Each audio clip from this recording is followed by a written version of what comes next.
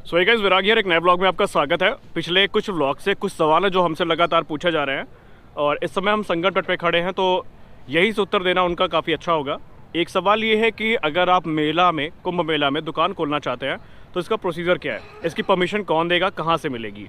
देखिए, जहाँ तक मैंने बात करी है अब लोगों से, जहाँ तक मैंने अधिकारियों से बात करी है, तो मोटे मोटे तौर पर मुझे यही पता चला है कि अगर आप दुकान खोलना चाहते हैं, कोई बड़ा स्टॉल है जैसे कपड़े का हो गया, या फिर मान लीजिए एग्जांपल के तौर पर जूते का हो गया, या फिर आपका फास्ट फूड का स्टॉल हो गया, तो इसके लिए आपको जो मेला प्राधिकरण का कार्यालय है कुंभ क्षेत्र में, जो कि परेड ग्राउंड में देखने को मिलेगा, तो वहाँ से आपको परमिशन मिल जाएगी। और अगर आप छोटी दुकान खोलना चाहते हैं जैसे कि चाय पानी की होगी या फिर कोई वाटर स्टॉल हो गया, तो इसके लिए आप किसी भी जो यहाँ पर अखाड़े आ रहे हैं उनके शिविर से परमिशन ले सकते हैं।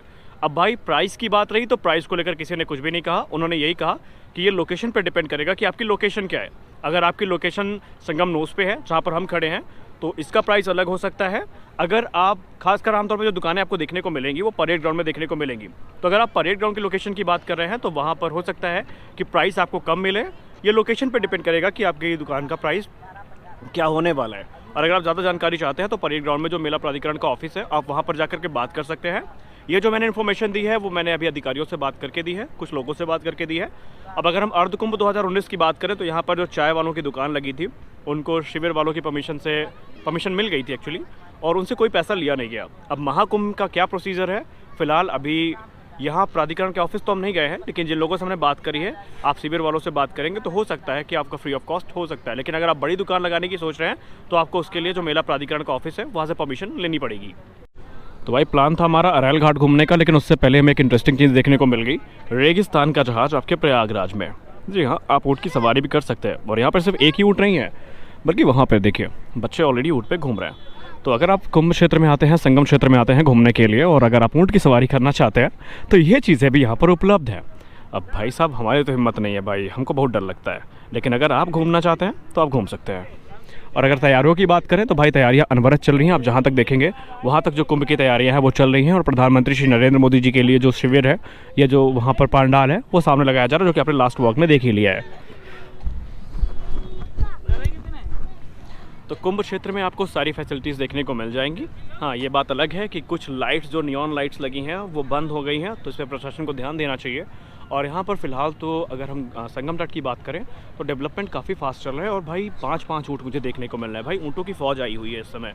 तो अगर आप आते हैं संगम क्षेत्र में तो ये चीज़ें आपको यहाँ पर देखने को मिलेंगी और आप इंजॉय कर सकते हैं। और अगर बात करें कल की या परसों की, तो 7 तारीख को माननीय मुख्यमंत्री जी का आगमन होने वाला है प्रयागराज में, तो उसके लिए कुछ जो रूट डाइवर्जन है आपको देखने को मिल सकते हैं। तो कल अगर आप दोपहर में आने का प्लान करें तो इस बात को आप सोच के चलिएगा कि जो रूट डाइवर्जन है वो आपको देखने को मिल सकते हैं। और इसके अलावा अगर आप 13 तारीख को आने वाले हैं तो कुछ इलाके हैं जिनको सीज़ कर दिया जाएगा प्रधानमंत्री जी के लिए, जो प्रोटोकॉल है उसको सेट करने के लिए। तो आप इन सारी बातों का ध्यान में रख के आइए। और अगर आप साइबेरियन बर्ड्स को देखने के लिए आ रहे हैं तो शाम टाइम बिल्कुल मत आइए। आप बेस्ट टाइम अगर मैं आपको बताऊं पर्सनल एक्सपीरियंस से, तो आप ये जो 2 बजे से लेकर के 5 बजे का टाइम होता है, आप इसमें आइए। आपको जो साइबेरियन बर्ड्स हैं उनका नज़ारा देखने को काफ़ी अच्छा मिलेगा। तो अब रात का टाइम है, मैं अरैल के लिए निकला था, लेकिन सामने देखा हूँ तो सामने जो घाट है वो अरैल घाट है, लेकिन जाम भाई साहब नैनी ब्रिज का काफ़ी भयानक है, तो मैं वहाँ पे जा नहीं पाया। और ऊँट तो भाई चौतरफा चल रहे हैं, तो देखते हैं आगे क्या देखने को मिलता है। सामने वहाँ पर जेसीबियाँ चल रही हैं, झंडे लगे हुए हैं, श्रद्धालु शाम को आ रहे हैं, तो आप ही देखते हैं ये ब्लॉग कहाँ तक जाता है। लॉर्ड नमन हमारे आसपास कहीं है, कहाँ है, भटक गए शायद। भैया, अगर आप लोग महाकुंभ की तैयारियों को देखने के लिए आ रहे हैं और अगर आप अभी भी इस मौसम में संगम आने के बारे में सोच रहे हैं, तो एक चीज़ अब आपको देखने को मिल जाएगी, वो यहाँ पे ऊँट की सवारी।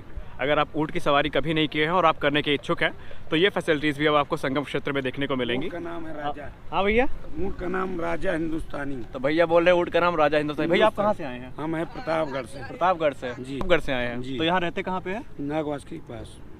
तो अभी मतलब जैसे भैया हम लोग बैठे हैं शाम टाइम जी। तो इस समय मतलब भीड़ कैसी है? लोग आते हैं? भीड़ रोज आती है, भीड़ बहुत होती है। तो बाहरी लोग भी मिलते होंगे? जी जी। कभी कभी ऐसे मिलते होंगे शायद जी। जिनको हिंदी भाषा ना आती हो, विदेशी लोग भी मिलते होंगे। हर तरह के आदमी आते हैं। तो आपका रहने होने का क्या व्यवस्था है? रहने की व्यवस्था कोई दिक्कत नहीं, यहाँ कोई परेशानी नहीं। कोई परेशानी नहीं? कोई परेशानी नहीं। चलिए ठीक है, चलिए आपसे मिलकर बढ़िया लगा भैया। थैंक यू भाई।